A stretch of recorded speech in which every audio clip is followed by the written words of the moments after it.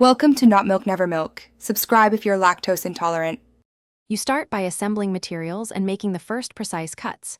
You need stretch velvet for the bodice because it molds to the body. Mesh with sequins creates the cape and overlay. Once done, lay fabric flat and cut bodice front and back on single layer, transferring bust and waist marks. This ensures a snug fit. Make a 0.5-inch seam allowance and notch key points. You should also cut lining pieces the same size so seams sit cleanly inside. Now you continue by assembling the structure. You sew the bodice side seams with a stretch stitch so seams remain flexible. Press lightly with a cloth. Once sewn, attach lining to the neckline and understitch so the lining stays tucked. Next, join skirt panels into a full circle, distribute fullness evenly, and baste the skirt to the bodice. Make sure to insert the invisible zipper before final attaching.